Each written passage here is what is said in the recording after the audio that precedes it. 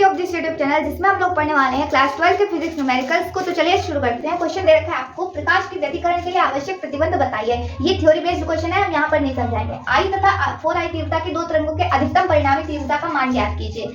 तो जब स्रोत पहला दे रखा कला संबद्ध हो और दूसरा कला असंबद्ध हो, तो जब कला संबद्ध होगा स्रोत तब फाई का मान हम लोग रखते हैं 0 डिग्री, ठीक है। और फॉर्मूला होता है आई मैक्सिमम के लिए बराबर I1 प्लस I2 और प्लस अंडर रूट में 2I1 into I2 cos 5, sorry ये 2 बाहर रहता है, ठीक है। 2 under root I1 into I2 into cos 5। तो I1 का मान आपको दे रखा है I है, प्लस I2 का मान 4I रखेंगे, प्लस 2 अंडर रूट में चलेगा I और 4I इंटू 4I और cos 5 मतलब 0 डिग्री। तो ये ये 4I है, ये 1I, मतलब टोटल हो गई 5I प्लस 2 अंडर रूट में कितना चलेगा 4 की I स्क्वायर हो गया और 4 की I से मल्टीप्लाई 4 ही रहेगा। cos 0 का मान होता है 1, ठीक।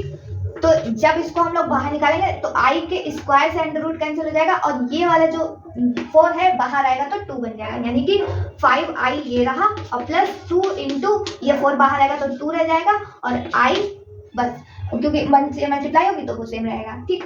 अब देखो 2 2 सा 4I हो गई और प्लस 5I पहले से था तो 5 प्लस 4 9I, यानी कि जब कला संबद्ध होगा तब कितना होगा I तीव्रता मैक्सिमम कितनी होगी 9I, ठीक है। इसके बाद में हम लोग इसका स्क्रीनशॉट ले लीजिए। इसके बाद हम लोग दूसरा वाला पार्ट करने वाले हैं। दूसरा दे रखा है कला असंबद्ध हो, तो लिखेंगे जब कला असंबद्ध हो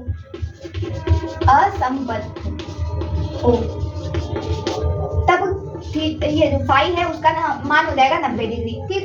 तो तब आई मैक्सिमम के लिए सेम वही फॉर्मूला होगा I1 प्लस I2 इंटू में वो plus 2 under root I1 I2 और cos 5।